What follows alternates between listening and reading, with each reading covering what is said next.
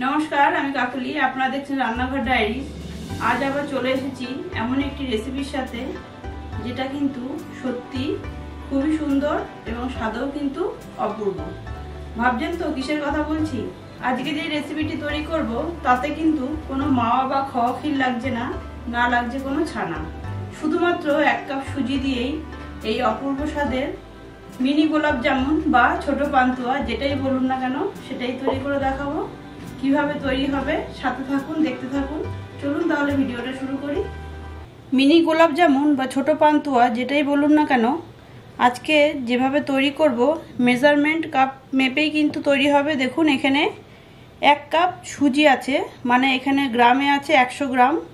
এই গ্রাম বা এই মেজারমেন্ট মেপেই কিন্তু সবটা আমি দিয়ে থাকবো, যেটা দুধ চিনি যাই লাগুক না কেন এই পরিমাণ করেই কিন্তু দিতে হবে, তাহলে কিন্তু রেসিপিটা একদম পারফেক্ট হবে।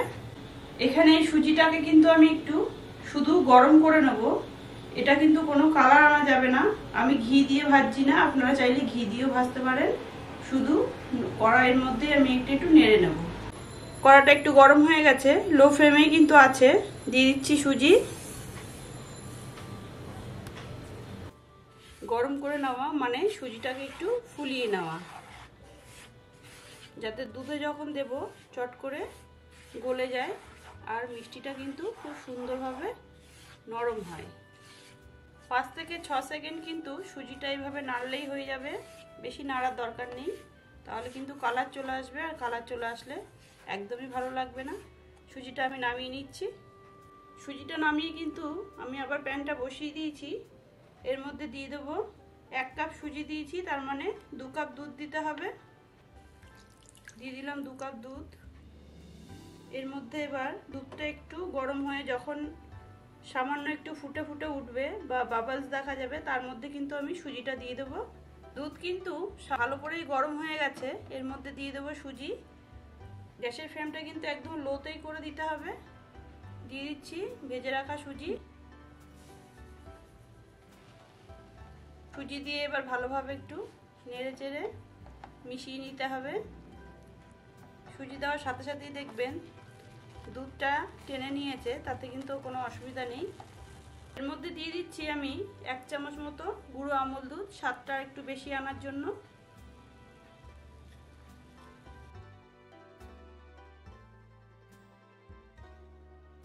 দুধ আর সুজির ডোটা কিন্তু একদম ভালোভাবে রেডি হয়ে গেছে। এবার নামিয়ে নেব আমি। সুজির এই ডোটা যতক্ষণে ঠান্ডা হবে ততক্ষণ আমি চিনির শিরাটা তৈরি করে নিই। চিনির শিরাটা করার জন্য এখানে 1 কাপ সুজির জন্য দিয়ে দেব 2 কাপ চিনি। দিয়ে দিচ্ছি 1 কাপ, আর দিয়ে দিচ্ছি আরেক কাপ, আর 2 কাপ জলই কিন্তু দেব।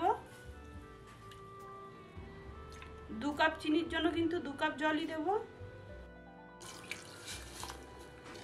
এই পান্তুয়া মিষ্টির জন্য কিন্তু চিনির শিরা আমার 1 তার 2 তারে লাগবে না, একটু ভালো মতো ফুটে উঠলেই কিন্তু হয়ে যাবে, একটু চিপচিপে ভাব হলেই হয়ে যাবে। দিয়ে দিচ্ছি 2টো এলাচ ফাটিয়ে, একটু ফ্লেভারটা ভালো আসবে তাই।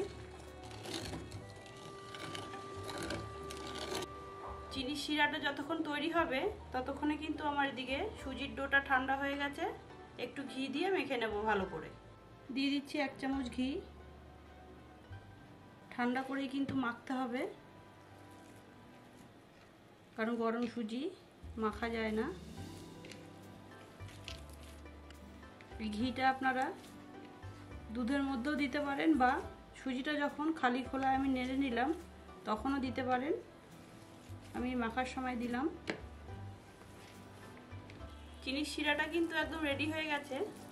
হাতে কিন্তু একদম চিপচিপ করছে, আর বেশি ঘন করব না। এবার নামিয়ে নিচ্ছি। সুজির ডোটা কিন্তু আমার একদম রেডি, দেখুন কত সুন্দর সফট হয়েছে। এবার এই ডোয়ের থেকে আমি ছোট ছোট করে পান্তুয়াগুলো তৈরি করে নেব। আচ্ছা, ছোট ছোট করে করব, 1 মাপেরই করব, তার জন্য একটা চামচের সাহায্যে আমি একই পরিমাণের ডো নিয়ে এইভাবে ছোট ছোট কিন্তু পান্তুয়াগুলো তৈরি করব।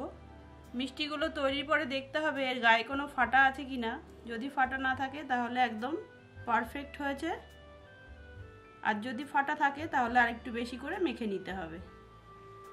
দেখুন সব পান্তুয়াগুলো কিন্তু আমার তৈরি করা হয়ে গেছে। একদম তেলের মতো লাগছে গাগুলো,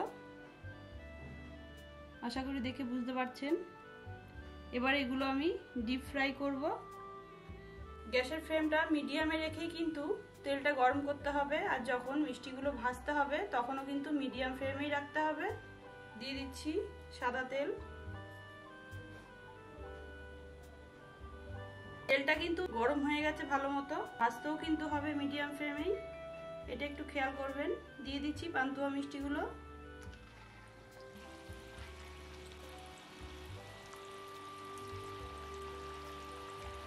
দেখুন এবার কিন্তু আমি একটু নাড়িয়ে দেব। আর তেলে যাওয়ার পরে কিন্তু এর সাইজও একটু বেড়ে যাবে। এভাবে কিন্তু একটু নাড়িয়ে নাড়িয়ে ঘুরিয়ে ঘুরিয়ে ভাজতে হবে। দেখুন কত সুন্দর লাগছে দেখতে। খুব বেশি কালার কিন্তু করব না। পান্তুয়াগুলো কিন্তু একদম সুন্দর কালার চলে এসছে, এর বেশি আর কালার করব না আমি। দেখুন এবার তেল থেকে তুলে নিচ্ছি। আর বাদ বাকিগুলো এবার আমি সেকেন্ড ব্যাচে ভেজে নেব। সেকেন্ড ব্যাচে মিষ্টিগুলো যতক্ষণ ভাজা হবে ততক্ষণে আমি এর মধ্যে দিয়ে দিচ্ছি এই ফার্স্ট ব্যাচের পান্তুয়াগুলো। ঢেকে দেব। 30 মিনিট পর খুলে দেখাচ্ছি। দেখুন মিষ্টিগুলো কতটা সুন্দর কালারও এসছে, আর চিনি শিরাটা কিন্তু ভালোভাবে এর মধ্যে অ্যাক্টিভ হয়ে গেছে। একটা তুলে আপনাদের দেখাচ্ছি। দেখুন দেখে আশা করি বুঝতেই পারছেন কতটা নরম। এরকম ছোট ছোট পান্তুয়া মিষ্টি পরিবারের সবাইকে একবার করে খাওয়াবেন। আগের থেকে কিন্তু বলবেন না এটা কি দিয়ে করা। আশা করছি প্রত্যেকেই কিন্তু খেয়ে বলবে আবারও করতে। দেখলেন তো কত সহজেই তৈরি হয়ে গেল শুধুমাত্র 1 কাপ সুজি দিয়ে মিনি পান্তুয়া।